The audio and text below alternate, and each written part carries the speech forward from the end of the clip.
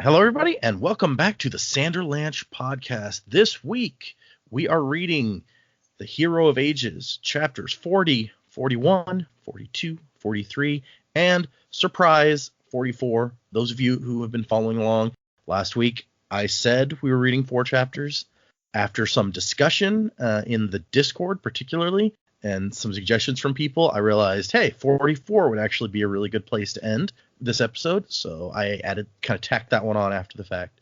So in those chapters, we get some discussion with Elend and his new crew, I guess you'd call them. I don't know what else, his advisors, about Inquisitors and all that sort of thing, and they're kind of discovering Hemalurgy's existence. We see Breeze and Sazed attending the execution, and Spook attending the execution from a different angle. Marsh manages to stick a spike into King Penrod. Vin and Elend attend a ball, and then Vin gets trapped at the ball. Or I guess when she leaves the ball, she gets trapped, and meets up with an old friend. I am Data, and with me is... Jack. Joe. And Jamie. All right, hang on to something, everybody. The Sanderlanche is about to begin. As the towers of steel and stone crumble to dust, the foundations of our hope begin to rust. Choking fear, screaming sound, as a reaper comes to ground.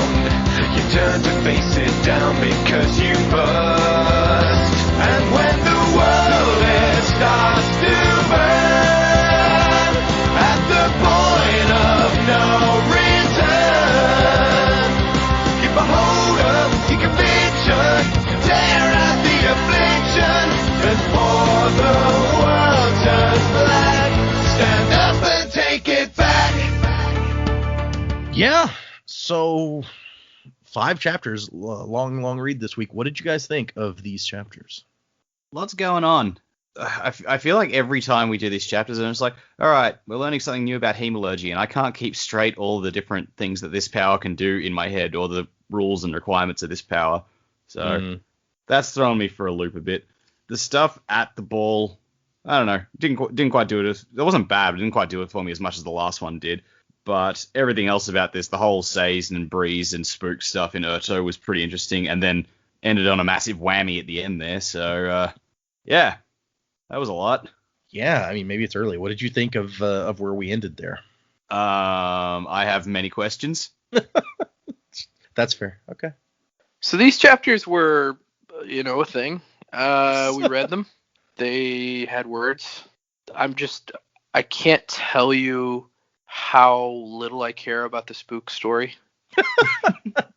I thought maybe Sazed and Breeze showing up would make it more interesting. It has not.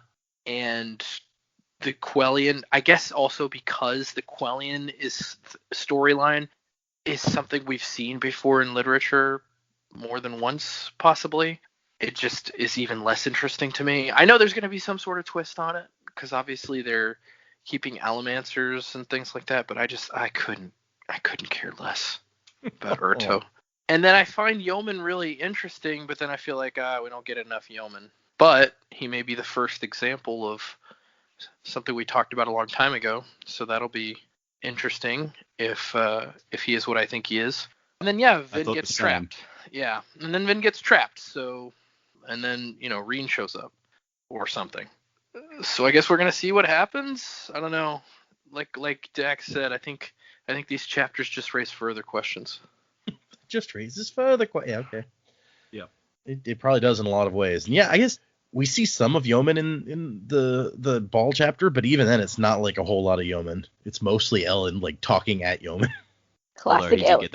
Yeoman did get the good whammy at the end there, so it's true. Yeah, I did like the note from Yeoman. I thought it was kind of definitely like a power move. He's just like, "Yo, I got your girl. You know who I'm talking about." It's like it's a very succinct and to the point sort of note where he's like, just FYI. Yeah, I liked that Yeoman sort of isn't just this philosophical guy that, we got along so well in the first chapter that we read with the two interactions between the two of them. But we all knew that this time around was going to be different for Ellen and Vin walking into this ball. And when they started, like, it was very obvious that they were expecting them to turn up. I was like, okay, something's going to happen here. I got to say, I didn't expect the last word of the chapters we read to be Reen's name. But then I just kept thinking back to, oh my gosh, how many times did Data ask us if we ever thought we'd see Reen again? And maybe we're seeing Reen again. I don't know. Maybe we're seeing someone pretending to be Reen, someone messing with Vin. I don't know. But I think it's pretty cool what Yeoman managed to do and telling Ellen that as well. Spook, I'm kind of just, something needs to happen there in his storyline now. It's like every time I read something about his chapter, I'm like, okay, I get it. You're super strong and you've got super good senses and like, yeah, okay, wonderful. Oh, I moved with this strong push of my pewter and blah, blah, blah. Yep, okay, that's fine. Do something else with it now. I'm kind of excited that Sazed and Breeze have seen it now, and I think that's going to be good because that's going to prompt questions and hopefully sort of get to the bottom of that a little bit. And I'm also just really glad that some of our characters got together and spoke about hemalurgy and what we learned about the Koloss last week. And Set was pretty annoying, going, "What's your point? Like, what more point are you looking for, Set? This is pretty groundbreaking information. What's your problem?" But I'm glad that characters are actually starting to talk to each other about it. And I'm glad we had that little throwback to, wait, just remember Ruin can hear what we're talking about. So, it'd be interesting to see what's come up and what's going to be a problem going forward. But definitely left us on a bit of a cliffhanger, which is nice. I'd forgotten that in the first book, it was because she talks or thinks about Reen so much in the first book that I was like, yeah, I mean, what do you guys think of this character that, we're going to see him? He gets talked about so much and never shows up. And then we get to the end of the book and it was like, oh yeah, by the way, he's dead. And everyone's like, yeah, okay. Well, nobody really cared. Nobody really wanted to see Reen that badly. You guys were like, he sounds like an asshole. So I don't need to see him. Yeah, also, that's probably a good place for him to be. Yeah, and he got captured by the Inquisitors. They had no reason to lie about killing him, so... Right? Oh, well. Without, Carr, who knows what was going on in that guy's head? He's gone now. Yeah. But, I don't know. Spook was never my favorite character, but I like the Urto chapters for Sazed and Breeze, if nothing else, because Sazed has always been a character that we really liked, and he's sad now, and so seeing what happens with that is interesting to me, at least. I mean, the Quellian stuff is I think it's at least interesting because we do have the direct comparison between it and Yeoman in this book. Like, you've got the parallels between the Ultimate Noble Society and the Ultimate Scar Society going on at the same time. So it's kind of nice to be bouncing back and forth between that and comparing the two and seeing, you know what, they both suck. But honestly, aside from the fact that the nobles are almost certainly killing their Scar and doing the usual whatever they used to do, the Noble Society actually seems like it's probably better for the Scar, as dirty as that sounds, because Scar Society under Quellian is pretty shit. Yeah. Well, it doesn't seem to be improving. It seems to be going the other way. So. Yeah. Yeah. So I don't know. Quellian's okay. Quellian's interesting enough to me, I guess. And the city is kind of interesting because, it's like this Venice sort of city that got drained. So that's that's cool conceptually. But, yeah, Spook's internal conflict. I don't hate him as much as Joe, but I'm just it's not the most interesting thing to me. It's interesting in that if you actually believe that this is Ruin that he's talking to, it's this is possibly the only direct indication we get of Ruin's agenda. I guess Marsh's chapters would count also as a direct indication of what Ruin is trying to accomplish. But with Spook, it's if that's Ruin, he has a line directly to him and is being manipulated into doing certain things. And Vin and Ellen wish that they had that much information about Ruin and what's going on. True. And I think it's good now that we know what we know about what's just happened to Penrod as well. Mm-hmm. Ruin is clearly doing this to a lot of different people. So it's sort of a case of you don't know who's under Ruin's influence anyway. It could be someone you trust, could be someone in a position of high power. I totally get and appreciate where that's all coming from. I'm just annoyed with Spook. As a person. Yeah, mostly his it really bothers me when how bad he is with about girls, but that's been true from the beginning, so at least it's very in character. It's just oh dude, have a brain. Like, I know you're a teenage boy, but come on, man. I guess because we're seeing inside his head this time around, where just it's more omnipresent. It's like, oh yeah, you really have issues. Yeah. The boy has issues. What are you gonna do? Okay. I mean, I don't. Hey, man, I spotted it ages ago. It's not like any of this is news to me. Let's get into these 5 chapters this week. The first epigraph is, I guess I thought it was explained already, but it kind of lays it out. It's like, by the way, you need 5 people to make a Koloss. We talked about this last week, where it's like, basically you need 4 people to murder with spikes, and then a 5th guy to shove all the spikes in, and you get like this monster that's a combination of 5 people, but like their souls. And then on the other hand, you get the 2 spikes that give Conjure their blessings. Yeah, that's pretty messed up. Yeah. Hemalurgy is a hell of a thing.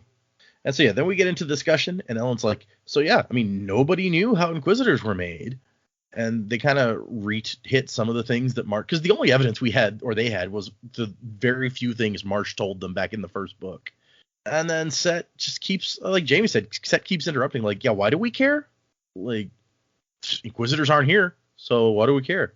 I mean, he does have a point. It's like, look, we're fighting a battle right here, right now. What do the Inquisitors have to do with that? So I guess that's kind of a valid point, but that also raises the question of why aren't there any Inquisitors here? They've had a hard-on for them at all the other places, so yeah, that might not be good. Yeah, but he needs to see the relevance of the bigger picture too. Like it's yes, so absolutely. we're talking about being stabbed with spikes. Well, we've just now found out there's another 2 beings stabbed with spikes that we are dealing with. Well, at least one of them dealing with very regularly. So it is important that we understand why this is, and that we're assuming things are sort of happening randomly, but it's not. There are patterns in there, and that could give us more clues as to what's actually going on and what Ruin's agenda is. And I can't stand people like that are just like, but why? Like it doesn't affect me, so it's not important. It's like, but it is important. It is affecting you. You're just too narrow-minded to see it. Well, yeah, because like what you just said, that's the second thing that comes up, where Norton's like, okay, we also have this evidence that who's being stricken by Mist Sickness is not random, that there's purposeful, there's something happening here. And Seth's once again like, okay, whatever. I was like, oh, dude. And they're like, look, this is an indication of our ultimate enemy, the thing that we're really fighting, and what they're trying to do. And he's like, yeah, whatever. Yeah, no, he's annoying. But honestly, I feel like Set should be the first one to recognize that, okay, Allomancy, super powerful and useful. Feruchemy, super powerful and useful. Now we have a third kind of magic. Is this not maybe something that you would want to get a handle on how it works to use it on your own side if it was possible? Or at least understand how your enemies are potentially using it. Like, it's kind of important. But whatever. Yeah, exactly. I just sort of picture they're having the conversation and they're the Guardians of the Galaxy. And Set is Groot at the moment. Teenage Groot sitting there playing his game. And he's like, I'm Groot. And it's like, really? I like that's all I see. This is the best picture ever. And now I'm like, so does that make Ellen like Peter, or does it make Ellen like Rocket? I don't know. No, Rocket's got to be Ham. He's the one who's been spending the most time with him. Yeah. Okay. I am Set. Now they just need Vin Diesel to play Set, and everything will be good. Well, we've already got a Vin in this book, but it's not quite the same. It's true. Vin Diesel could not play Vin. I don't think that movie would work well. So. That would definitely change things up a little bit. Oh yeah. But I like the third or fourth time that Set's like, okay, what's the point of all this? Ham's like, well, it seems to be annoying you, so isn't that good enough? My boy. And they talk about how Koloss, they're like, hey, we discovered how Koloss are made. They're made from people. And Set's like, that's dumb. No, they're not. It's like, yes, they are. Pay attention. And that's where we get into, hey, here's how this, because Set's like, okay, yeah, whatever. What's your point? Again. And it's like, well, look, we can control the Conjure with Allomancy and the Koloss with Allomancy. So if Inquisitors are the same thing, maybe we can control them. Do we really have to spell it all out for you?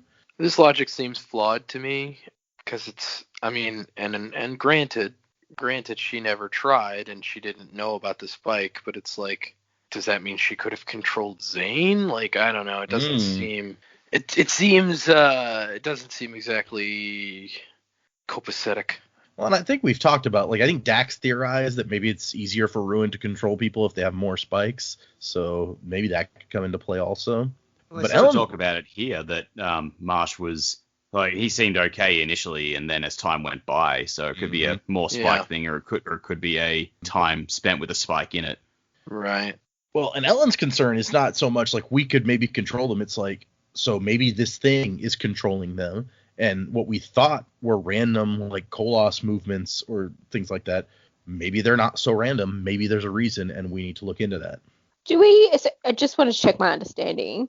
So the spikes that go into Inquisitors, they have to kill an Alamancer or a Mistborn or something to transfer that power. Yeah. But for the Koloss and the Kandra, isn't it they don't have to have gone through an Alamancer or a Ferrochemist? It's just like regular people are fine because there's that sliver of preservation Yeah, just in people. because it's not giving them an Allomancy power or a Ferrochemy power, so it doesn't have to be somebody with that power. It's the regular people still have some energy in there that can be used. Basically, just sentience. Yeah, so we sort of know that there's a bit of a difference in that. Anyway, I mean, they probably haven't figured that out yet, but we know that that's a bit different. So by saying we can control them with, a huge Allomantic pulse, just because it works on the Kandra and the Koloss doesn't mean it's going to work on the Inquisitors either.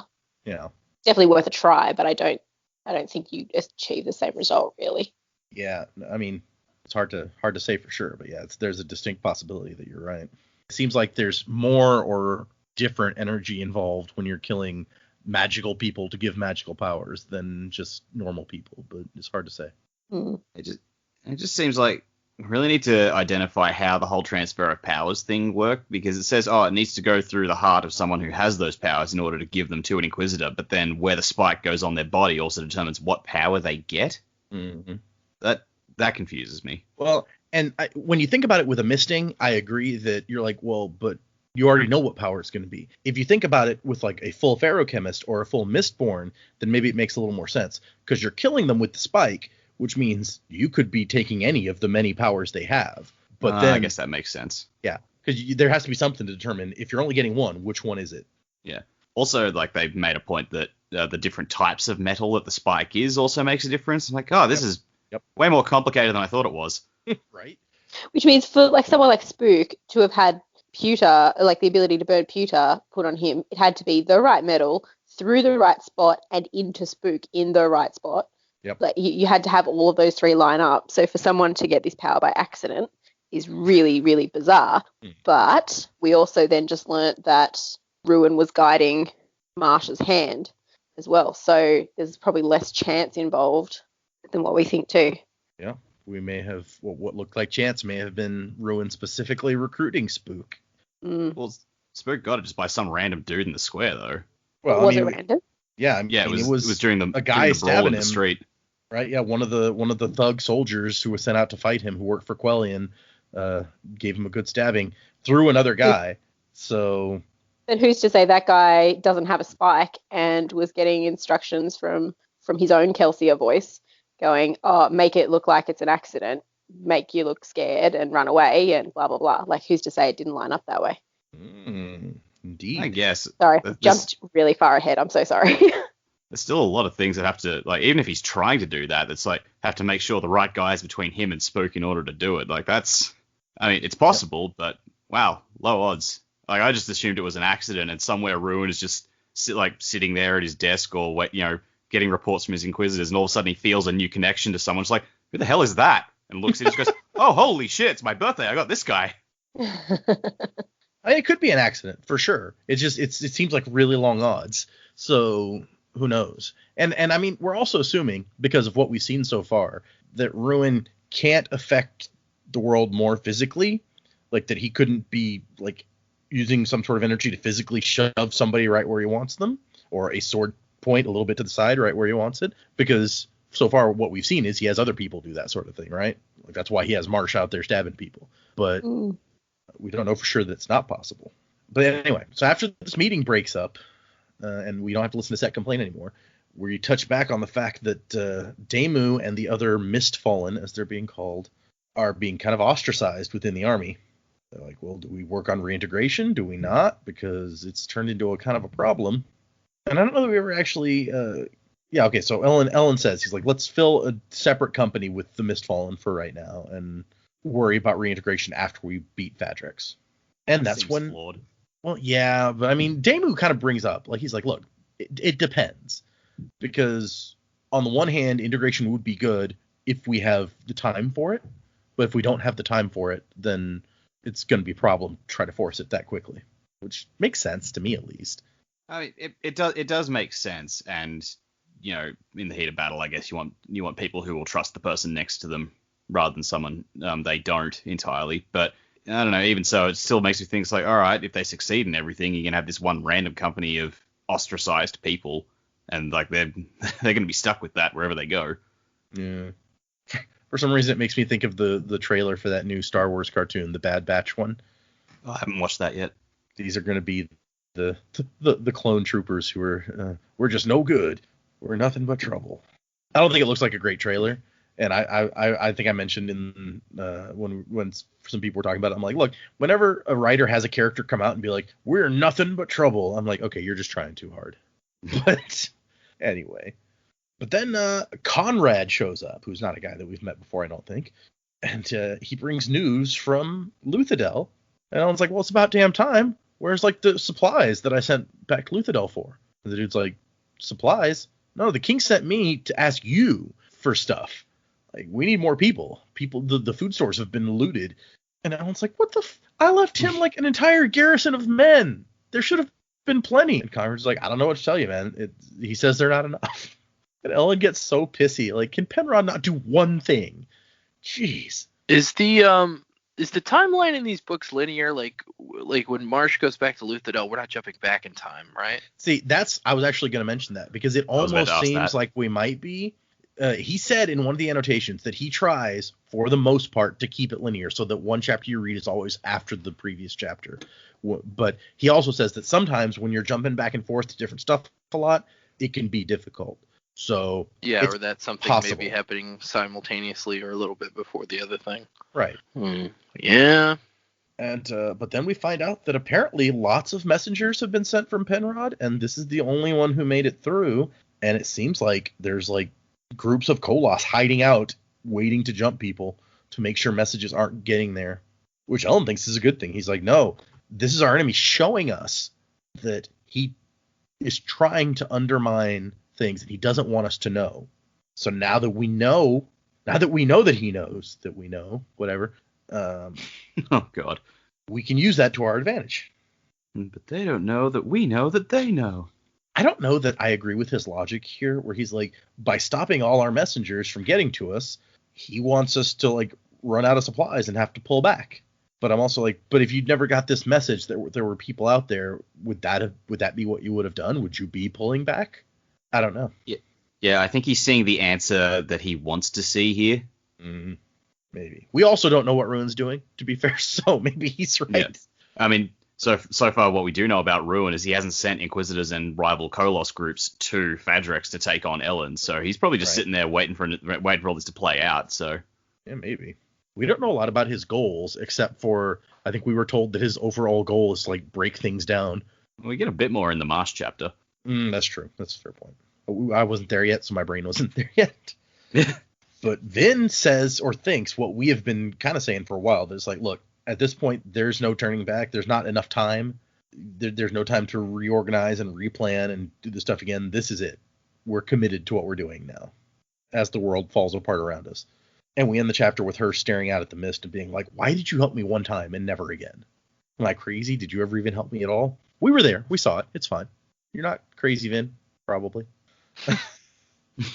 Okay, and so then our second epigraph is talking about hemalurgic spikes change people depending on what powers are granted and how many spikes someone has. And we found out that Inquisitors, obviously, I mean, it says their brains are rearranged to accommodate the spikes. I think we probably could have guessed that because something had to be going on there. Their hearts are also in different places. It's like, if you shoved a spike through an Inquisitor's heart, like, what powers would you take from them? This is a good question. Like, can you, if someone only has a power because of a spike, can you steal it with another spike? Or do you have to, like, rip that one spike out of them and try to use it yourself? Gross. And I like it points out, it's like, actually, you might think the Conjurers changed the most, but actually they don't, because they were Mistwraiths, so they're basically the same thing. They're just more human, kind of, while the Koloss become less human. And we cut to Sazed, who's just fascinated by this evolution of the survivor religion. They're adding new survivors. And he's like, well, I mean, they could just, there might be a succession of survivors, and this will be a whole, like, thing. And Breeze is like, dude, can you stop, please? Like, I thought you wanted me to. Well, yeah, that was before I knew that you were going to talk about it for like a day and a half. Jeez. This made me really happy that Sazed found something about religion that he was excited about. Right? It was like, oh, it's a glimmer of old Sazed. He's excited. He's happy. It didn't last long, but it was nice to see. Yeah, I miss old Sazed. New Sazed is kind of sad, and it's not as fun. Like, they're going to watch the execution, and Breeze is like, geez, where is Quellion anyway? If I miss lunch because of this, I will be rather annoyed. Oh, Breeze. Don't ever change. We actually get, I just have to mention, we get to see some pretty positive character stuff out of Alri in this chapter. So I don't know how Jamie especially is going to react to that. Yeah, look, I can dislike her as a person and as a character, but accept that she has the moment. That's fine. Fair enough. Yeah. And look, okay. I actually hope she has some character growth. That would be nice, because she's just annoying and shallow and stuff in what we've seen before. But if she actually contributes and makes herself useful, I'm down with that. That's okay. Well, you have to wonder what's going through her head in this city where people can only wear certain approved colors. And she's like, fucking what? Have you seen my wardrobe? Yeah, I wonder if... I can't imagine that they're enforcing that on the visitors. Although when Breeze goes out, he does dress down. They do seem to be a bit lenient about the... I know Quellion said, I'll hang around if you want, just don't cause any trouble. But even so, like, they really don't seem to have been opposed in any way by Quellion's guys. Right. I think Quellion may have even said, like, make sure you follow our laws, which would include the color thing. So maybe it's just not worth starting a fight with 250 trained troops over there. I guess. You have to imagine that Quellion's army is probably not that trained. Quellion is like King Julian from Madagascar. He's like, he's got a bigger crown, and his crown's got a gecko on it, and it dances, dance gecko, and he's really excited. So every time he comes out with a new color, it's like, oh, look at me showing off again. That's true, because this is the chapter where it's like, oh, that's a new color that only he's allowed to wear, basically. Like, he wears blue. But we cut to Spook, or actually we cut to Kelsey here saying, well, you're going to have to kill him.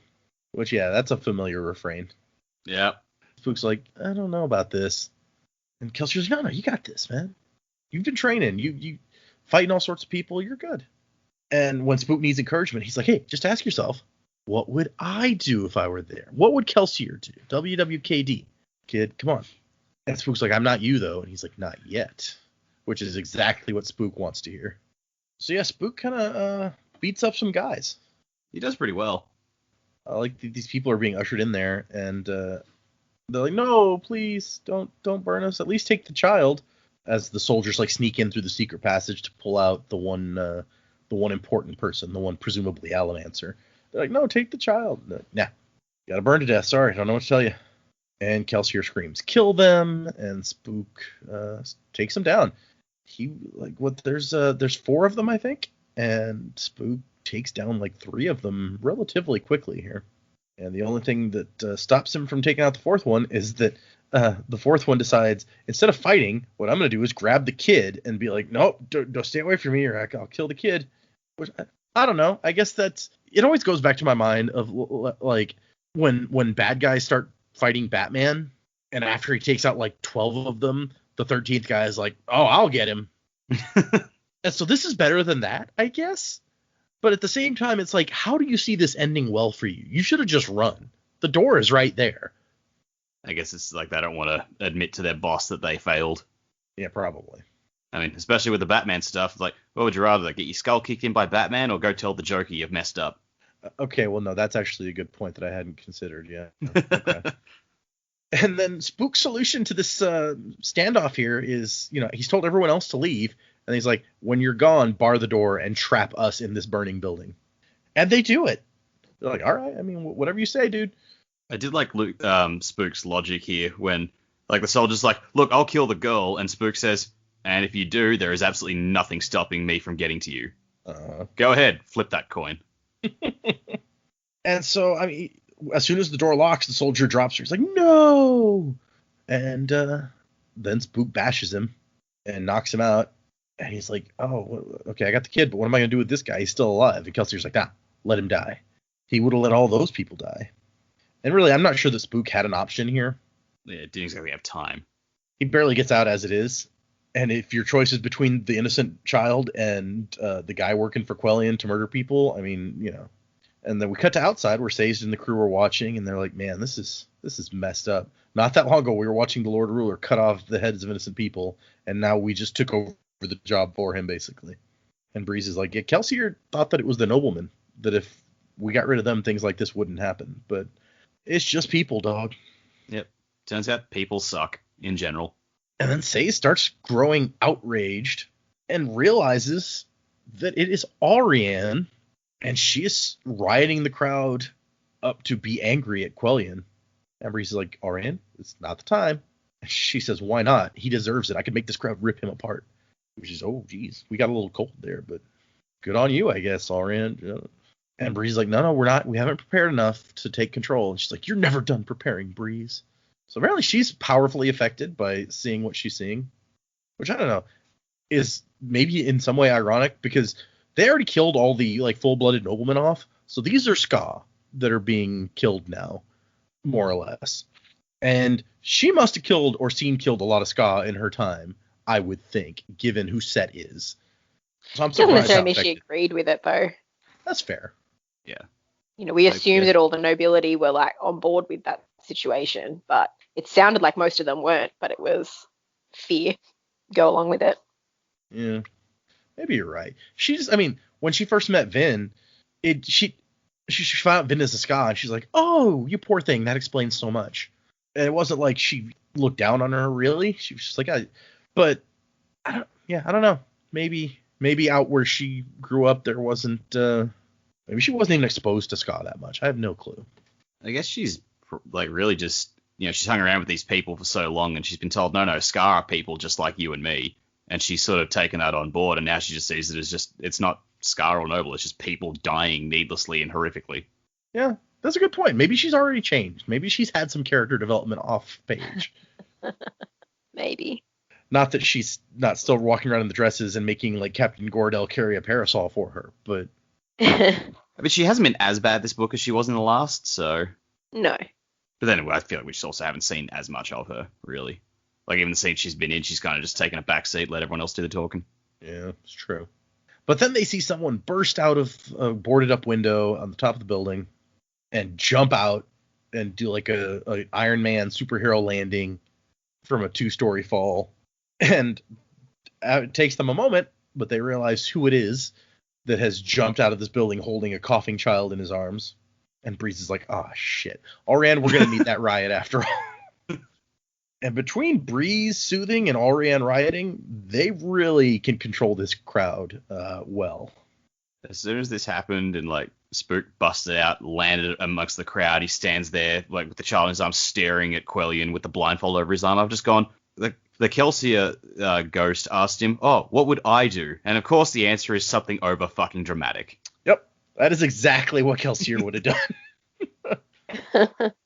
He just popped out, it's gone, boom, you looking for this? Oh my gosh.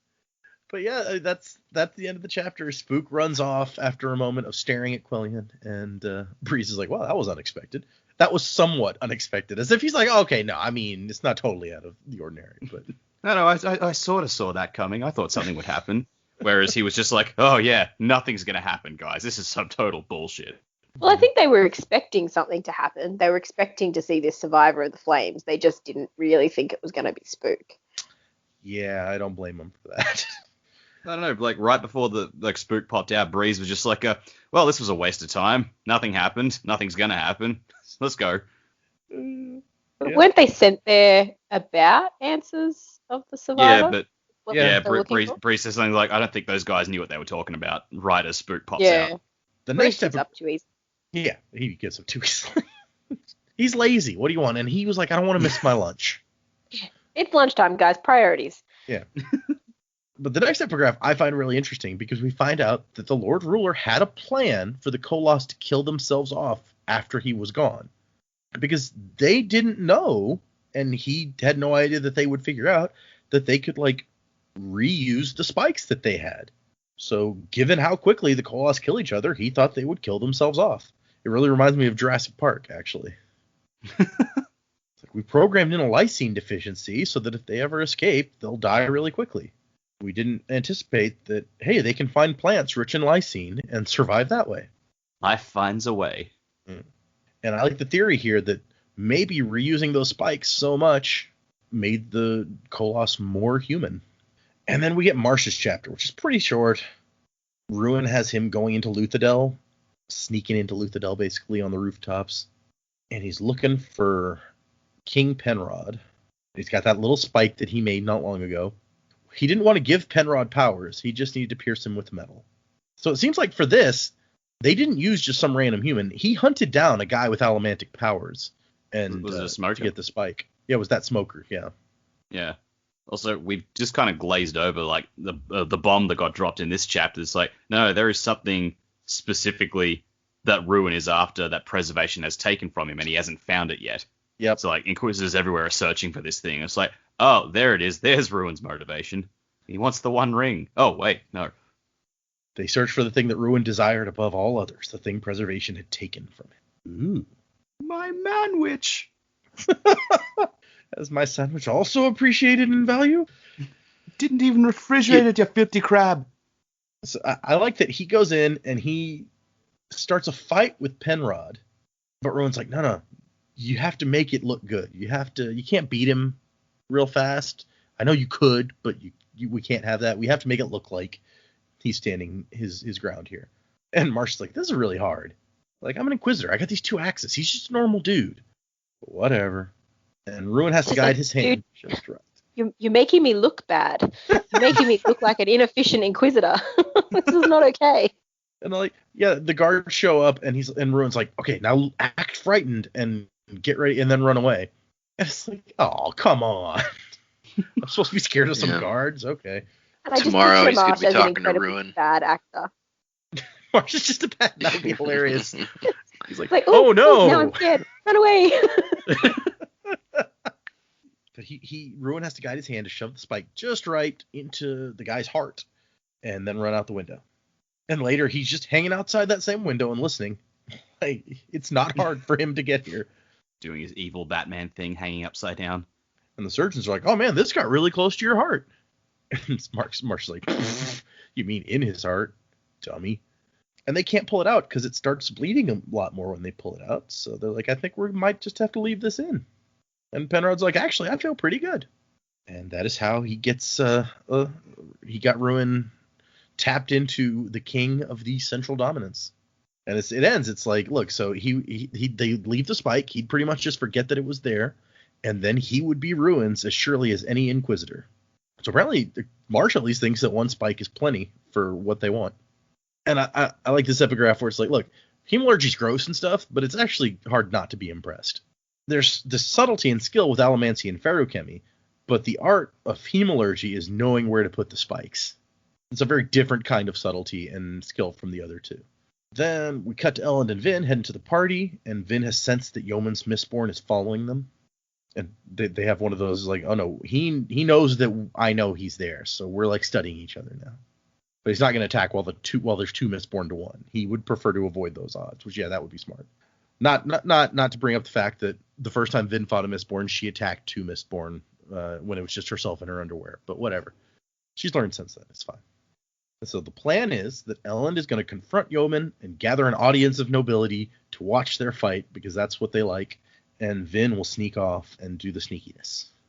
And really, I think Jamie had a really good point, but it's just, she called from the very beginning, and I think like everybody probably said something similar, where it's like, if they go to a second ball, Yeoman and his people are going to be more prepared for them.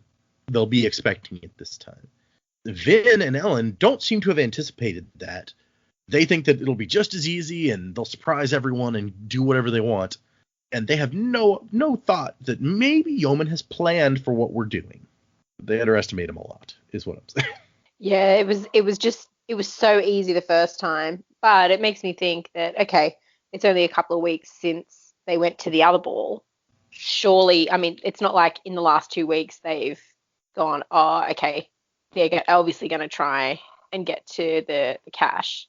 That's the only reason. Or they've planned it that far in ahead to make them go, okay, we know this is what they're looking for. We're going to trap them. This is how they're going to do it. They're going to divide up and just, they've had no control over the situation. I don't know. It's all very clever. And Ellen revealed that they knew they knew the cash was here, and that's what they were interested in to Yeoman. So it seems like maybe should have expected that he knew where you were trying to go. Yeah. And I mean, I think to an extent, like Vin was like, look, if I was Yeoman, I would have had people tailing me, and then realized she was being tailed. Mm-hmm. So it's like, okay, they're not suspicious of us. There's something definitely up, but I think they just underestimated how much was up, you know. And Vin obviously didn't tell who Yeoman was either, so it's all a bit scary and interesting. They go in. They got Vin runs into Slow Swift, her old buddy, and she's like, "Yeah, I thought you didn't go to these things." And he's like, "Well, I come when the king has one." And then she kind of whispers like, "I need 2 men, ones that you trust against Yeoman, and have them meet me in a specific place." And this is after she notices that there's 2 women tailing her. So she's like, she needs something. She comes up with a plan to deal with them. She calls them courtly puffs. That is hilarious. I feel like she's used that term for some of these types of women before. Yeah, I think she called Orianne a puff piece when she first met her, or something like that. Yeah. Oh, Orianne. Vin still probably doesn't like you. And so she goes out there she gets Slow Swift to recommend a place that no one will notice them. And she goes out there, and of course the women have to follow because they're tailing her. And she does. And now that we know what's coming at the end of the next chapter, this whole little recap here of who Reen is and how she doesn't think about him anymore just seems a bit more, oh yeah, here's just your reminder. Yep. And there's actually a bit in the annotations where he's like, I hope I wasn't too obvious with increased references to Reen in the last couple chapters. A few of the alpha readers noticed it, but I think it's subtle enough that I decided to leave it in. And it's funny because Angela was reading this chapter and talking about it in the Discord not long ago, and she was talking as she was reading it, and she's like, man, he's talking about Reen a lot. I wonder why that is. And then it was like, oh, when she got to the end of the thing.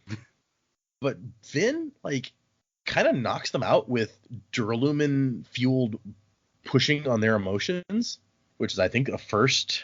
I don't know that we've seen something like that. Or she makes them fall down a little bit at least. She soothes them so hard that they, like, collapse. And then she walks up and elbows one of them in the stomach and slams her face into the table and then, like, chokes the other one out. It's kind of hardcore. And the 2 guys have showed up, and she's like, okay, stash these 2 in the bushes. And they're like, what? And she's like, just do what I say or leave. I don't have time to argue. And Brandon even has in one of the annotations the history of these 2 guys, which is like, okay, that's not really super necessary. But they're cousins of Slow Swift, whose mother was executed by the Steel Ministry for dallying with a Ska serving man after her husband had passed away some years before. And her sons inherited the title and everything, but they have not forgotten that the Ministry and Yeoman in particular were behind killing their mom. So kind of interesting.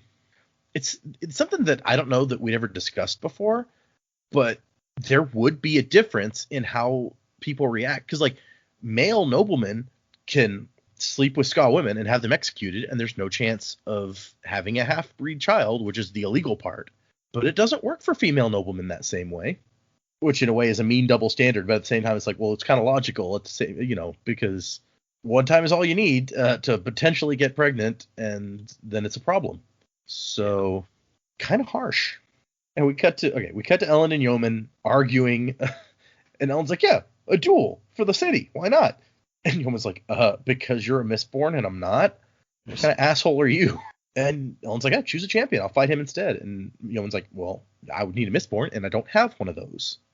And Ellen's like, aha, liar. Okay. So do we think, based on what happens later, that Yeoman is a Mistborn, like Ellen has decided? Or do we think that, because we know Yeoman has a Mistborn, is he his own Mistborn? Or does he have another one and he's lying to Elend here? Well, the implication from the later chapter is that Reen is Yeoman's Mistborn, but he may not be. Like, Reen just might be out and about for his own sake or whatever. And I think Joe was getting at this at the start. I don't think Yeoman is a Mistborn. I think he actually just might be a Misting, and all he can burn is Adium. We've talked before about how there might be people who can only burn that one metal. Yeah. So I think that's where Yeoman sits on the scale. Yeah, all the way back to the first book when we found out about Adium, because they said that there are no mistings for gold and Adium, but they also said there were only 10 metals. So all the way back then, you guys were like, I bet maybe there's mistings for Adium. I just would find it a bit strange, like if Vin, for how alert she is, and in case anyone's forgotten, she can pierce copper clouds. If Yeoman was a Mistborn, I find it a little bit strange that she wouldn't have picked that up already. That's true. Although, in the previous section where she's chasing Yeoman's Mistborn, she's like, he didn't just turn on a copper cloud and get away from me like a normal Mistborn does. Whoever this is, stop burning metals entirely. And that's when she's like, maybe they know about what I can do. So if Yeoman does know that she can pierce copper clouds, he wouldn't be using any allomancy around her. That's true. Only when he absolutely has to. Right, yeah. But I like that the keep arguing in the chapter ends with Ellen being like, I can keep doing this for a while. If there's one thing I learned growing up in my father's house, it's how to annoy people. Oh, Ellen, you nut. Just doing the Mr. Smith Goes to Washington. He's just holding the floor for as long as he can. Yeah, basically. And then we get our final epigraph, which is that each spike positioned very carefully determines how the body is changed by the hemalurgy. In one place, you get a mindless beast. In another place, you get a crafty yet homicidal inquisitor. And so we find out that basically Rashek used knowledge that he got from ascending at the Well of Ascension to figure out how to play spikes to make the servants he wanted. And he developed these three creatures, it says, during those brief moments that he held the power. And in the 1,000 years since then, the Inquisitors have been working on trying to develop new breeds of servants with hemalurgy, and never managed to create anything new that was useful, I guess. So it's a finicky art that no one apparently can tell you how to use exactly. I mean, I guess now they know how to make Inquisitors in Kolos and maybe even Kandra, but that's because of the knowledge that the Lord Ruler got. Like, nobody knows how to do this. It's all trial and error, which is gross, since every trial requires at least one dead person. So in the annotations, it mentions that during Vin's infiltration here, Yeoman had the two obvious spies watching her, but also some less obvious spies that she did not notice. And those spies saw what happened with the other spies and then follow her down into the bowels of this building as she goes, which is pretty impressive, since she is a Mistborn and has tin and things to notice these sort of things. And yeah, in this chapter, the Reen references start coming pretty heavy. She's thinking about all these things that Reen taught her. She finds two guards waiting, kind of guarding, I guess, outside of here. And she starts rioting them or soothing first and then rioting to get them annoyed so that they will leave. And then she's like, oh, wait, I'll try this Duralumin thing again, and pulls on them super hard. And I'm trying to see if it says what she pulled on. She was pulling on, like, riding their anger and irritability. So I guess that's what she continues riding when she does the Duralumin. But a lot of argument starts, and the guards in the corridor hear it, and they rush away to find the source of the disturbance. And then they leave two guys behind. She has to riot them also.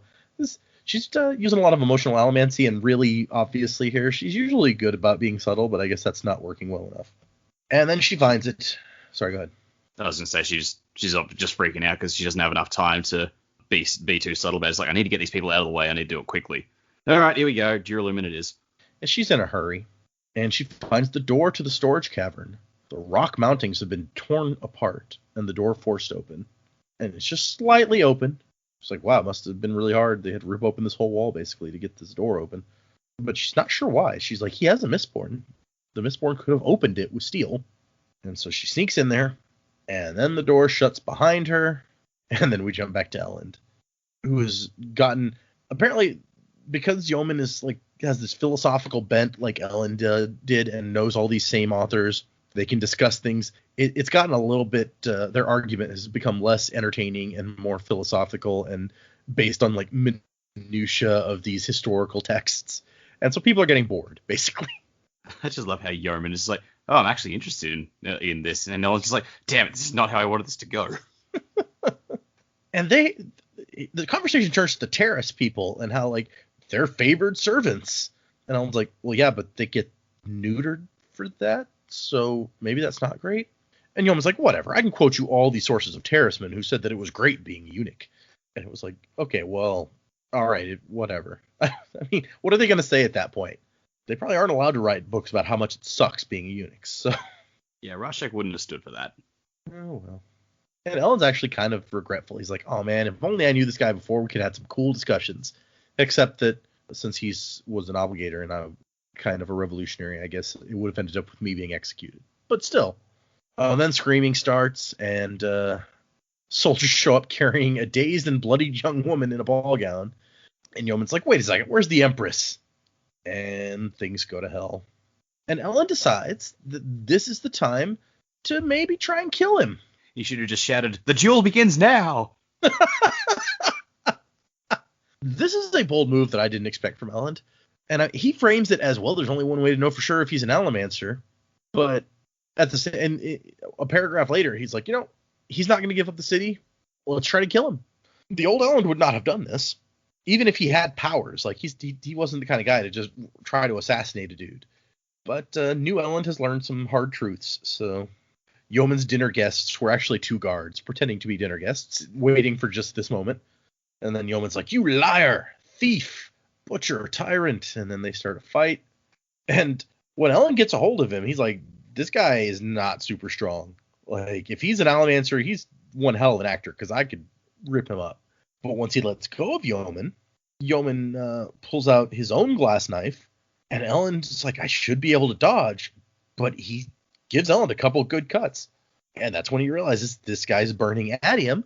That means he's a Mistborn. He realizes it because he starts burning Electrum. And Yeoman's like, oh, geez, wait, what? So maybe Yeoman doesn't know about Electrum. I don't know. Or it might have just been... That was on the thing up in Urto, so it may not be spread around. They only found out because Vin broke into that cache. Exactly, yeah. Or it may just be that, Yeoman was giving him a good slice. He could see the adium shadows, and now he can't. There's a bunch of shadows, so that would make anyone hesitate for a moment, probably. Yeah. And Ellen realizes that he needs to go. Not just because this guy has adium, but he's given him some good cuts and he needs some medical attention. So he's like, Vin, you're on your own. I'm out. But Vin never comes back. And Ellen's like, I'm going back to get her 3 hours later. And Ham's like, no, you can't. You're going to get yourself killed. And before they can continue that discussion, we get the letter from Yeoman that we talked about at the beginning of the show. Pretender venture. I have heard, as you've probably guessed. There's one thing I've always noted about Mistborn. To a man, they are overconfident. Thank you for the stimulating conversation. I'm glad I was able to keep you distracted for so long. That's just rubbing it in. It's like, you thought you were distracting me. You're funny. I was actually playing you. Total boss move. It's some, yeah. He's trying to put Elend in his place. And then we cut back to Vin, who's been sitting in a cavern, unable to do anything. She can't push the door open, not even with Duralumin enhanced pewter. She's like, maybe they put more rocks like in front of it so that it's like impossible to budge. And now she knows why Yeoman removed the metal plates that let you open the door with Alamancy, because he doesn't want her to be able to get out. And then she hears something. A soft footfall, it says. And she's done some searching in here. She's been like looking around. So she's like, has there really been someone in here with me this whole time while I was like seeing if there was adium and stuff?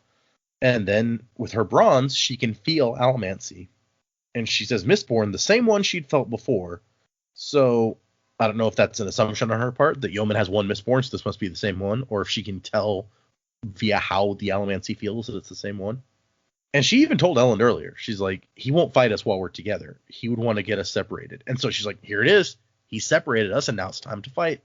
And when the guy steps into the lanterns, she recognizes his face, and we end the chapter with the word Reen. And that's actually the end of part 3 entirely. So yeah, long lost brother. They're gonna hug it out and have a good time, right? Sure, yeah.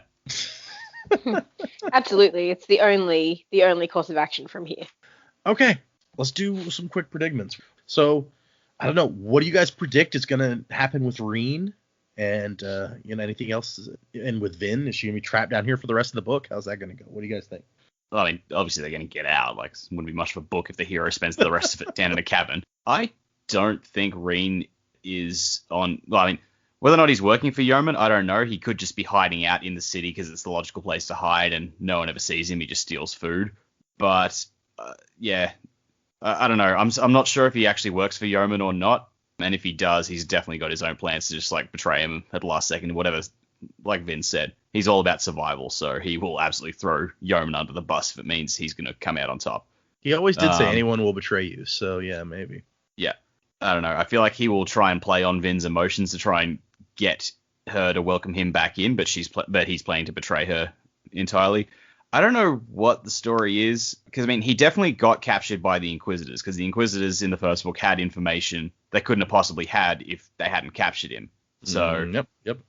I don't know if they released him or he escaped, like maybe the torture snapped him and turned him into a Mistborn, or possibly he's got some spikes in him. It's entirely possible. Yeah, I don't know. So many questions I need answered, so I don't really know where to go with that. Other side of the world, yeah. The next chapter is going to be, I feel like now Spook is going to be doing his little hideout thing, because the others are going to want to question him. It's like, what the hell? How do you have this power? How do you do this stuff? And I think Spook wants to be seen as a legend, and that means he can't really have the personal connections with other people, because I think he, like, whether or not it's him or Ruin talking, like, leaning on him, but he will still see them as, like, they'll talk down to me. They won't treat me as I need to be treated in order to be a legend. So I think now he's going to stay away from them. Yeah. If he goes back to Sazed and Breeze, he's going to have to answer some questions. They're not going to let that shit go anymore. So that might be his only option, Yeah, that's about where I stand. The crazy theory I came up with and then immediately dismissed out of hand is like, Reen's dead. Oh god, does she have a spike and Ruin is appearing to her as Reen? Ooh. You would think that we would know if Reen and Vin together are Rin. You would think that we'd know if Vin was spiked, right? Like somebody should have mentioned that shit. Yeah, that's why I dismissed it out of hand. But I'd be lying if I said the thought didn't cross my mind.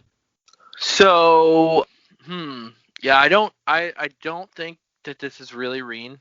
The Inquisitors, I doubt the Inquisitors would be playing a long game with somebody they assumed they were going to kill, like, right after that. So there's really no reason to lie about Reen back in the first book. I think the Inquisitors did kill him. Okay. And so I don't think that whatever this is Reen. A couple of different theories came to my mind, something similar to what Dak said his crazy theory is.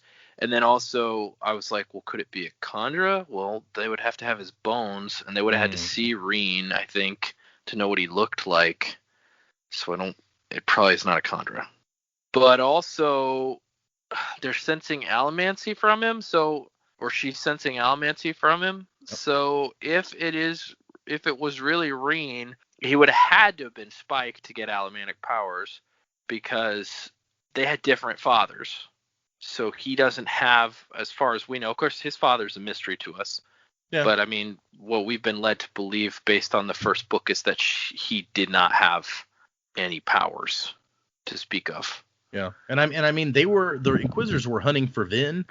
They never seemed to. I mean, they wanted Reen to get to Vin, and they tortured him to get to Vin. It didn't seem like he was a goal in and of himself. So it didn't. They want half-breed kids. So right. So if they would have been able to determine surely if Reen had some kind of allomantic ability of his own.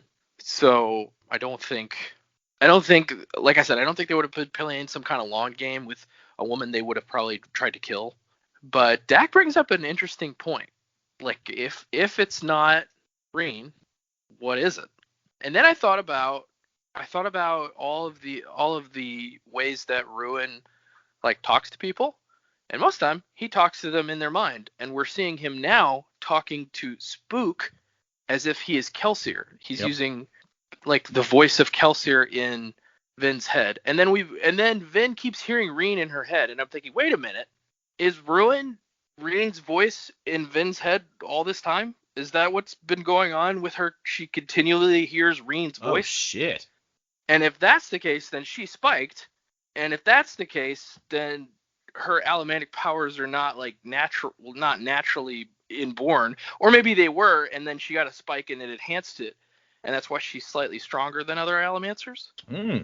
But how do we not notice if Vin has a spike in her? Like, even Zane knew it was there. And so the theory I tied to that is it's her earring, and it sticks in her ear, and she never takes it out. Oh, she does wear her earring. Yeah, that's true. So the pin in her earring that holds it, that fastens it in her ear, goes through her ear, and that's because the only time she ever took the earring off that's recorded in the book is when she jumped in the well, and then when she came back and when she came out, she put it right back in. Yeah, it's true, because it was like metal and it got all burny hot when she was she was in the well, she took it off. I think she set it off a couple other times. Like at the beginning of the book, the first book, she wasn't even wearing it. It was like she went and got it when she was going to run away from the crew or whatever. So maybe she did have allomantic powers, and then the earring just enhances them. But the earring is the spike, the pin in it. That's kind of where I'm thinking. So if Ruin is the voice inside Vin all this time, then maybe he's able to manifest himself to her in the form of Reen. I don't know. I don't know how his powers work. So, but voices inside heads, we all have voices in our heads. But with how persistent the Reen voice has been throughout the series, and then also more recently, I feel like Brandon's almost pointing us back, look, listen to this voice. And I don't think it's just a coincidence that at the end of this part, Reen shows up. I think there may be more to it. So that's my theory on possibly what's happening. I think it would be more interesting if it was a Kandra, but again, I don't know how that would work. Yeah, that would be. Reen doesn't seem like he was important enough in life for a Kandra to have grabbed him if he's dead now. So yeah. And again, don't they have to see what they look like to be able to put the facial features together? I would think. I mean, usually we've been told they have to actually eat the thing. They're so they can recreate it exactly. I would think that seeing would be a minimum. Right, because when Tensun creates something based off the bones earlier, they're like, "Oh, I didn't realize those were originally the bones that you brought in." And Tensun's like, "No, they're not. I just he just thinks to himself, I'm just really, really good. I'm just that good." That's interesting. So she got, if it's her earring, she got that from her mom. Right. The day that her mom, the day that Reen took her away, because he comes home and he finds that dead sister, then gets a new earring, and the mom's gone insane. Sure. Maybe mom was driven insane by Ruin, told to kill daughter or try to snap or she's trying to snap her daughters and she killed one by trying to snap her, or Vin was given earring as small child, doesn't remember Ruin telling her kill your sister, and she did it. Interesting. That's what I think's going on with this Reen thing, but I don't. Hopefully we'll find out soon, because I really it doesn't make a lot of sense for it to actually be Reen. The only thing that occurred to me when Dak was talking actually about a reason that this could actually be Reen, but the Inquisitors lied about it, is we just learned in the previous epigraph that the Inquisitors' torture chambers were experimental stations for hemalurgy, basically trying to come up with something new via hemalurgy. So it's maybe they tortured Reen by trying to turn him into something new via hemalurgy. Yeah, that's a good point. Oh, my dog's barking. That's a good point.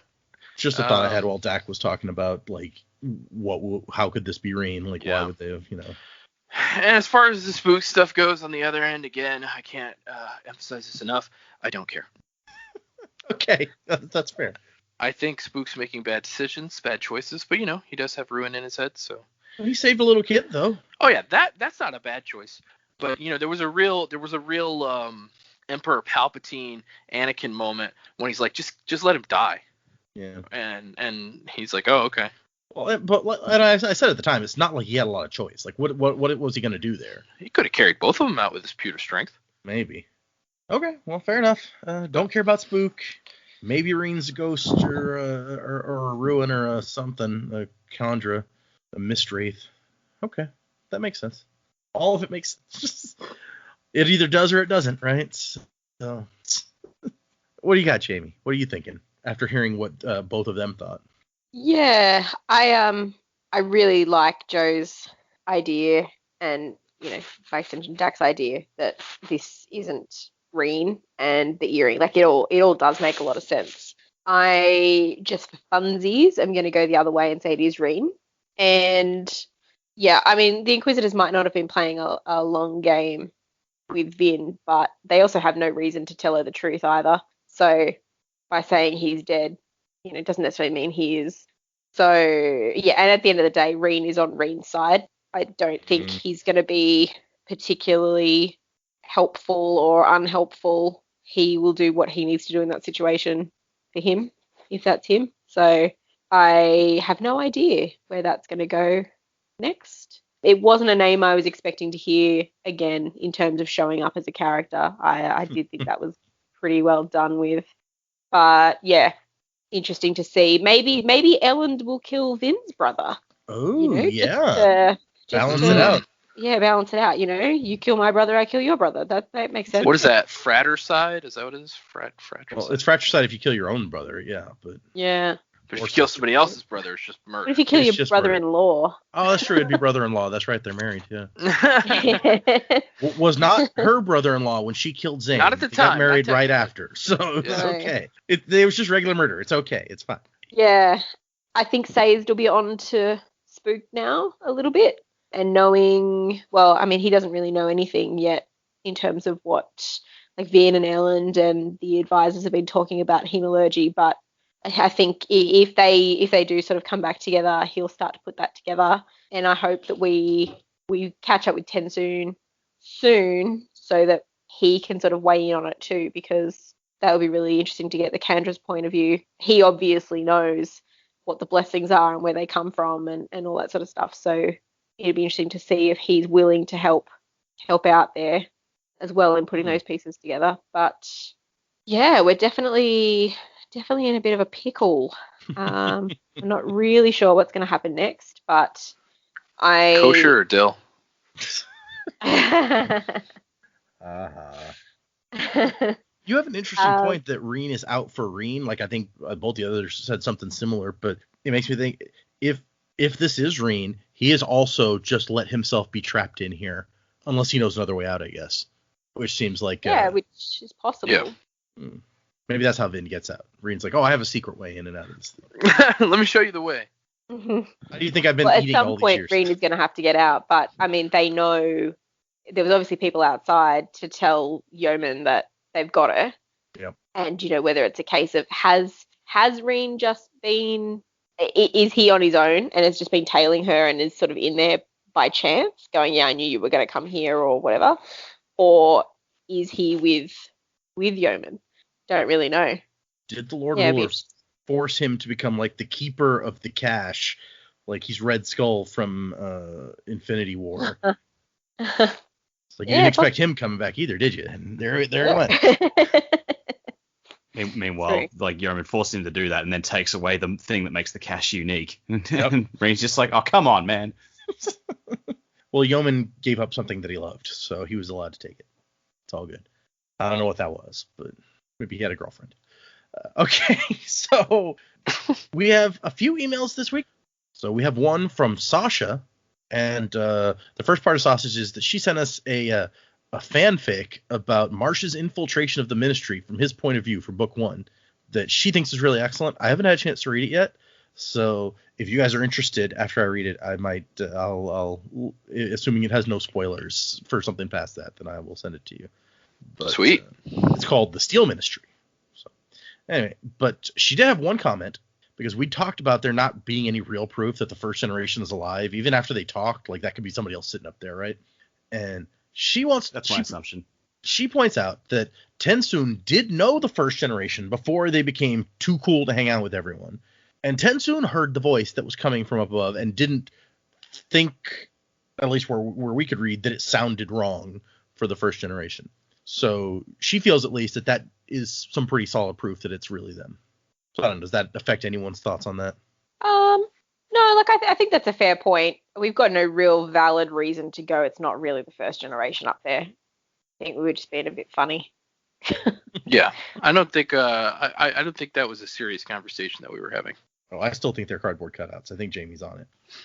Yeah, cardboard cutouts and look, tape recorders. Yeah, I mean, I tape know that recorders. there's a lot of Ferris Bueller. restrictions on technology, but why not? Why not have something? We're talking about a world where there's magic, fueled by metals. Why not have a thing that can replicate a voice box or something like that to sound like another Kandra? Well, Kandra can replicate voice boxes to sound like humans. So, although if you were trying to impersonate the first generation, like you're the second generation conspiring to pretend they're still there or still in control, the only thing the first generation said was like, continue, Kanpar. That's exactly the kind of recording you would have made. Yeah. Pay no attention to us. Continue, Kanpar. Yes, we are here. Wink, wink.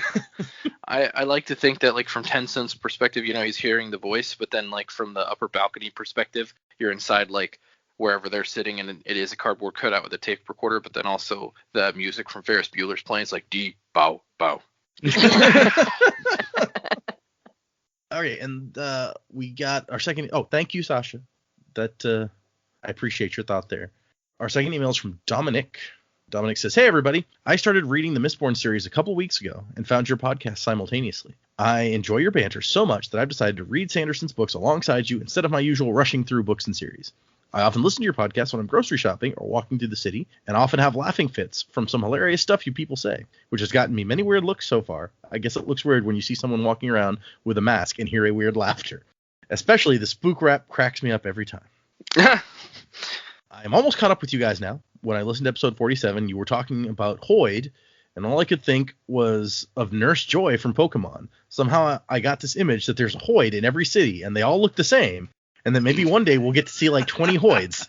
Yeah, he's like, oh, that other Hoid is my brother. That would be an explanation for why he showed up in a different city, I guess. There's an informant like him everywhere. They have an informant school where they just all learn how to be an informant, and they go by Hoid. Yeah, I love it. Title. I think that's awesome. Anyway, thank you for your podcast and greetings from Switzerland. Buzzing to the time of next. Well, thanks, Dominic. Cool. Somebody in Switzerland is listening. Yeah, you stay neutral. Keep your neutralness going. It's important.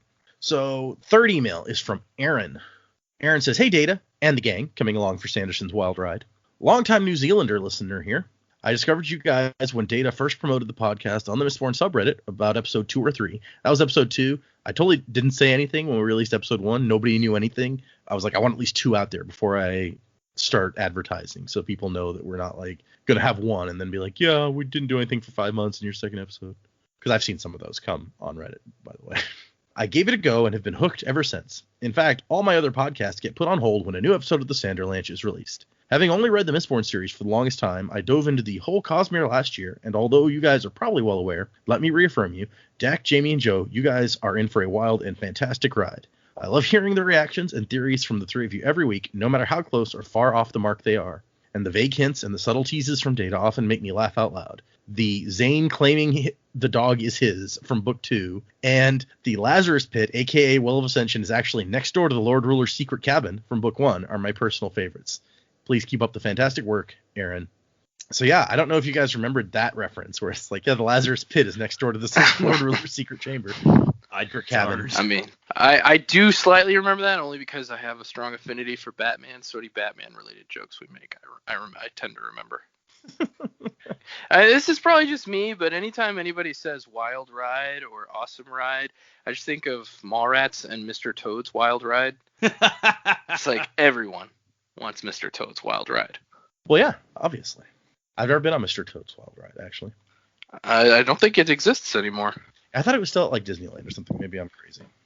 Because the Jaws ride's not in Universal either anymore. Okay. Well, thank you, Aaron and Sasha and Dominic, for your emails. If anyone else wants to send us an email, the address is thesanderlanche@gmail.com. You can find us on Instagram and Facebook and YouTube and Twitter and other places. Wherever good times are had. Yeah, that's the thing that we do. Music by Miracle of Sound is something I was gonna say, but I was gonna mention to you guys that when I recently posted about the podcast on Reddit, I meant to put into it that like, oh, and every new, like into the post, like every new episode we have, or every new book, we have a new song for Miracle of Sound. I forgot to do that. And then someone in the comments is like, wasn't to the time of next. And somebody replied to them, music by Miracle of Sound. These are clearly people who, listen to the show. Yeah. And then, Yeah, that's true. so I had to reply to them like, yeah, I forgot that also. I don't just forget on the podcast. Nope. For next time, we are going to be reading chapters 44 more chapters, 45, 46, 47, 48. And because we had an extra chapter to this one, I've actually been able to rearrange our schedule so that we will finish this book one episode earlier than I had planned. So this will be a 20 episode book. But anyway, so 4 chapters for next time, 45 through 48. If you are following along, like Angela kind of is, and like now at least one other person is, so our Switzerland friend. So thanks everybody for listening. Wasing to the time of next. As the towers of steel and stone crumble to dust, the foundations of our hope begin to rust. Choking fear, screaming sound, as a reaper comes to ground. You turn to face it down because you must. And when the world it starts to burn, at the point of no return, keep a hold of your conviction, tear out the affliction, before the world turns black. Stand up and take it back.